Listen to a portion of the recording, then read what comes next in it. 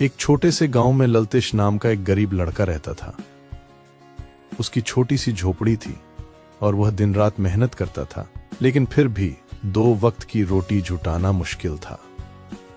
गांव के लोग उसकी ईमानदारी की तारीफ करते थे, पर उसकी गरीबी कभी कम नहीं हुई।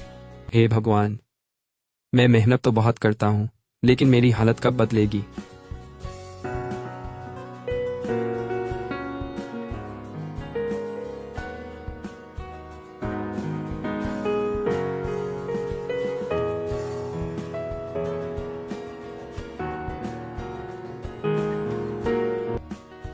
एक दिन लकड़ियां काटने के लिए ललतेश जंगल गया।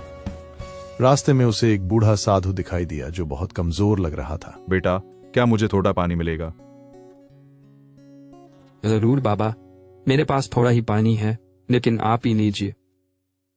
ललतेश ने अपना सारा पानी साधु को दे दिया। साधु ललतेश की दयालुता से बहुत खुश हुआ। बेटा, मैं तुम्हारी भलाई से प्रसन्न हूं, यह जादुई घर डालो। हाँ, इसमें जो भी भोजन मांगोगे वह मिल जाएगा, लेकिन लालच मत करना। घर पहुंचकर ललतेश ने घड़े से भोजन मांगा। जादुई घड़े, मुझे स्वादिष्ट खाना चाहिए। अचानक घड़ा स्वादिष्ट भोजन से भर गया। वाह, यह तो सचमुच जादुई है। धीरे धीरे ललतेश गांव के गरीब लोगों को भी भोजन खिलाने लगा। उसकी झोपड़ी के बाहर लोगों की लाइन लगने लगी। कुछ समय बाद ललतेश को धन का लालच होने लगा। उसने सोचा कि अगर भोजन मिल सकता है तो सोना भी मिल सकता है।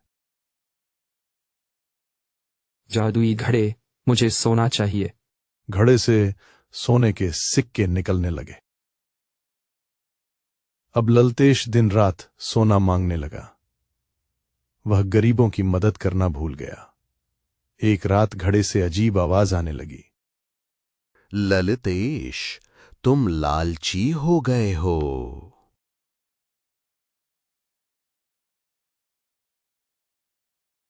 कौन बोल रहा है? मैं जादुई घड़ा हूं। तुमने मेरी शक्ति का गलत उपयोग किया है। अचानक घड़े से अनगिनत सोने के सिक्के निकलने लगे। पूरी झोपड़ी सिक्कों से भर गई। रुको, बस करो। लेकिन घड़ा नहीं रुका। गांव में अफरा तफरी मच गई।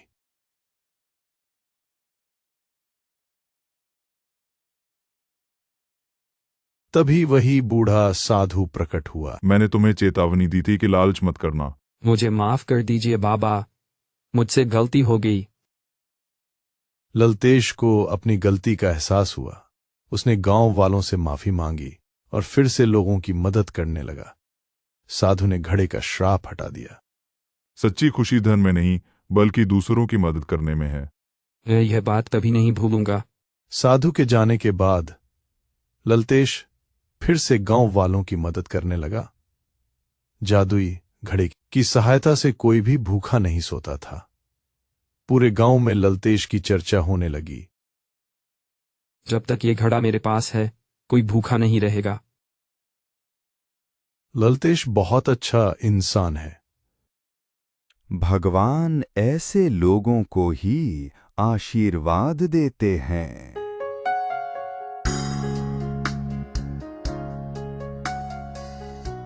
उसी गांव में कालू नाम का एक लालची छोर रहता था। उसने जादुई घड़े की कहानी सुन ली। अगर ये घड़ा मेरे हाथ लग जाए तो मैं रातों रात अमीर बन जाऊंगा।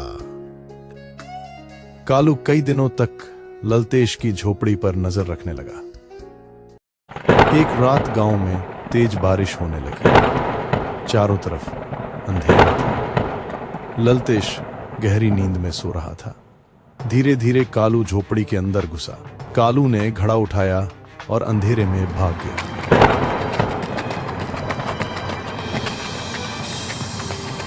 सुबह होते ही ललतेश की आंख खुली। अरे, मेरा जादुई घड़ा कहाँ गया? उसने पूरी झोपड़ी छान मारी, लेकिन घड़ा कहीं नहीं मिला। हे भगवान, घड़ा चोरी हो गया।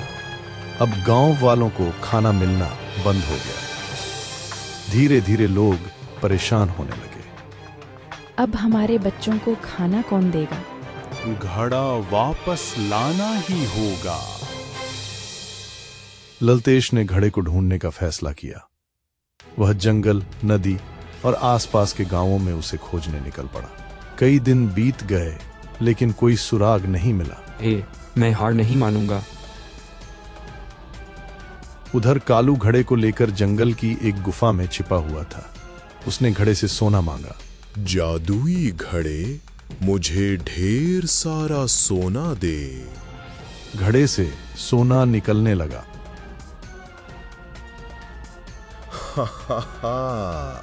अब मैं दुनिया का सबसे अमीर आदमी बन जाऊंगा।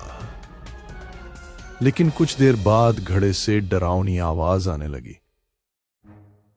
तुम मेरे असली मालिक नहीं हो। क्या मतलब?